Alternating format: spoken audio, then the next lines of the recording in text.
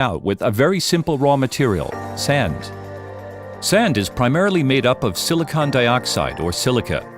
Silicon is the second most abundant element in the Earth's crust, but is only ever found as a compound with oxygen. Complex chemical and physical processes are required to ensure that silicon crystals meet the high production standards that apply to chips. To convert silica sand to silicon, the sand is combined with carbon and heated to an extremely high temperature to remove the oxygen. A number of other steps are required to create the finished product, namely an extremely pure monocrystalline silicon ingot called a boule with only one impurity atom for every 10 million silicon atoms.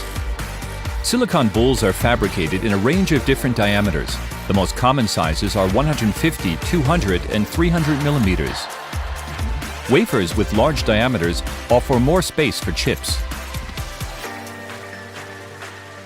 Extremely thin wafers are then cut from the silicon boules using a special sawing technique. These wafers are the basic building blocks for subsequent chip production. Silicon is a semiconductor. This means it can conduct electricity and also act as an insulator. Its atomic structure looks like this. Every silicon atom has 4 outer electrons. There are no free charge carriers. As a result, the pure monocrystalline silicon is non-conductive at room temperature. To allow it to become conductive, small quantities of specific atoms are added as impurities to the wafer. These impurity atoms must have a number of outer electrons that is either one more or one less than that of silicon. Silicon is in the 14th group of the periodic table of elements. This means that elements in the 13th or 15th group have to be used in this process, referred to as doping. Boron and phosphorus atoms are the most suitable elements in these groups. They are very close to silicon on the periodic table and therefore have very similar properties. Phosphorus has 5 outer electrons. When it is inserted into the silicon crystal lattice, the 5th phosphorus electron can move freely. This means that the silicon phosphorus crystal is N-conductive. In contrast, boron atoms only have 3 outer electrons. When they are introduced into the silicon lattice, one silicon electron has nothing to bond to. This creates electron holes. The holes move through the crystal like positively charged particles, making the material p-conductive. Transistors are built on the p and n conductive layers that exist in a doped wafer. Transistors are the smallest control units in microchips. Their job is to control electric voltages and currents, and they are by far the most important components of electronic circuits. Every transistor on a chip contains p and n conductive layers made of silicon crystals. They also have an additional layer of silicon oxide, which acts as an insulator. A layer of electrically conductive polysilicon is applied on top of this. Every transistor has 3 terminals. The middle one is attached to the gate, which is the electrically conductive polysilicon. If an electrical charge is applied to only the 2 outer terminals, electricity cannot flow as the transistor is blocked. This changes, however, if an additional charge is applied to the middle terminal. Electrons from the p layer are then pulled toward the middle terminal and accumulate at the area bordering the silicon crystal and the insulating gate oxide. A channel then forms underneath the gate between the islands of N-conductive material. Electrons can now flow through this channel. The electrical circuit is closed. In this way, the transistor can be switched back and forth between current enable and disable, between 0 and 1, on and off.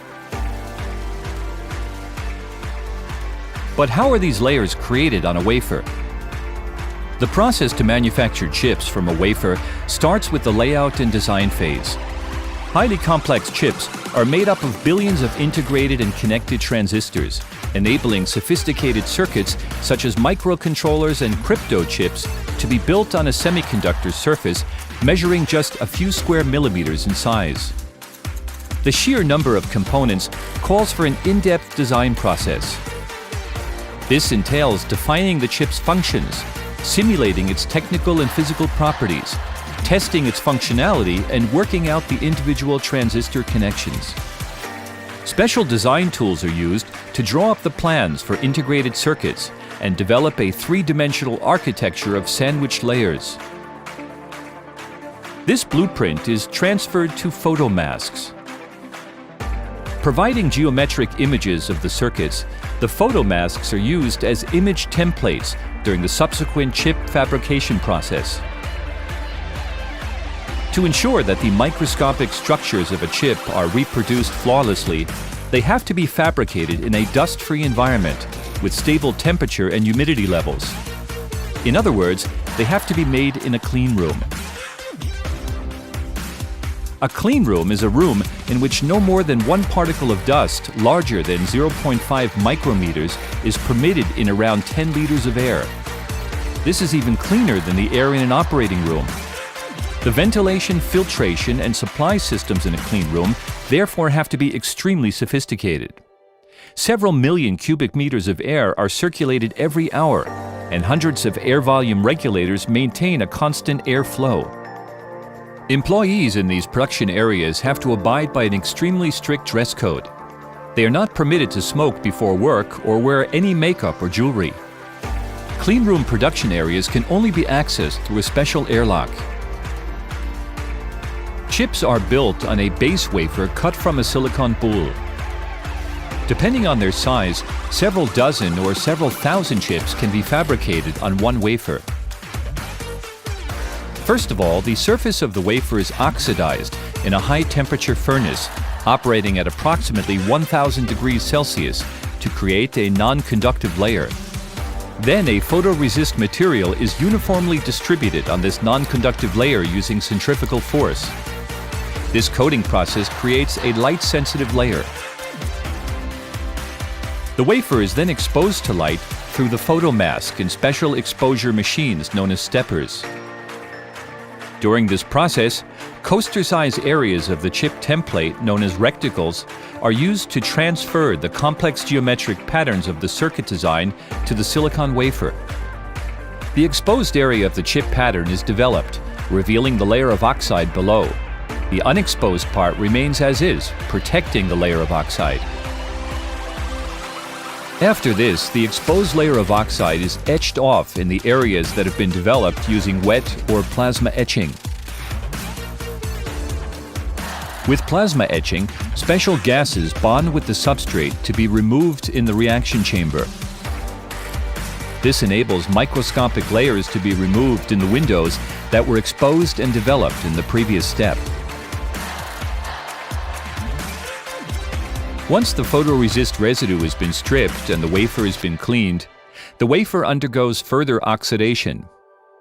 Electrically conductive polysilicon is deposited on this insulation layer.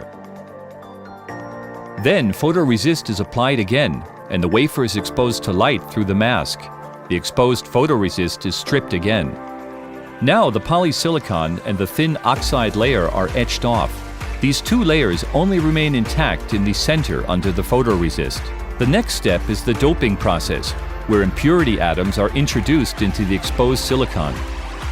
An ion implanter is used to shoot impurity atoms into the silicon. This changes the conductivity of the exposed silicon by fractions of a micrometer. After the photoresist residue has been stripped, another oxide layer is applied. The wafer undergoes another cycle of applying photoresist, exposure through the mask, and stripping.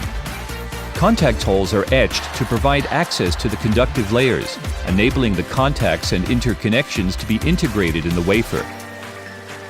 This is done by depositing metal alloys onto the wafer in sputtering machines.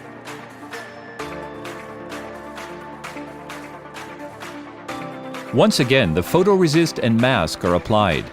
The unexposed strips remain as is after the etching process, providing a point of contact to the underlying layers. To give the insulation layer above the interconnections the smooth finish it requires, a chemical-mechanical process is used to polish away excess material with micrometer accuracy.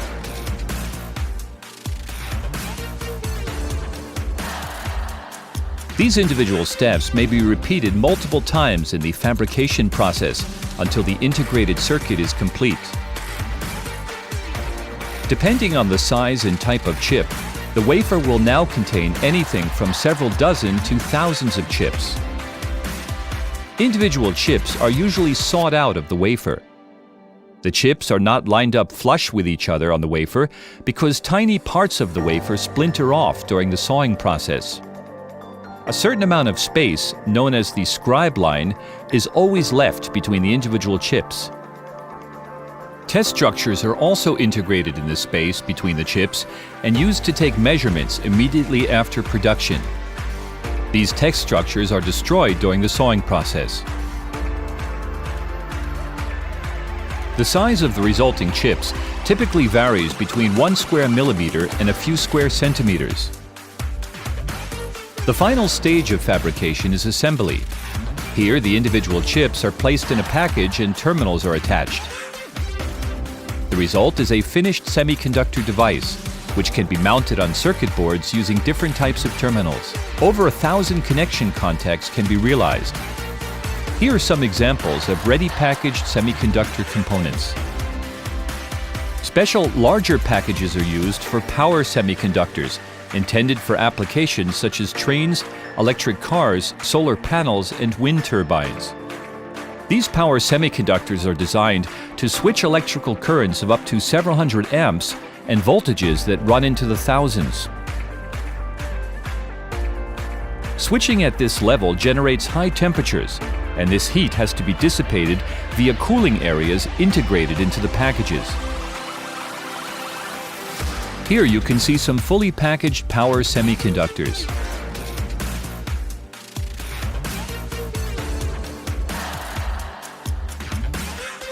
Cutting-edge technology is used for testing at every step in the fabrication process to ensure the highest quality levels and chip yield. Researchers and developers use scanning electron microscopes to repeatedly check the chips at different points in the production process. If we compare today's microelectronics with human hair, we can see just how small these devices are. The equipment used to check components and analyze defects is just as precise.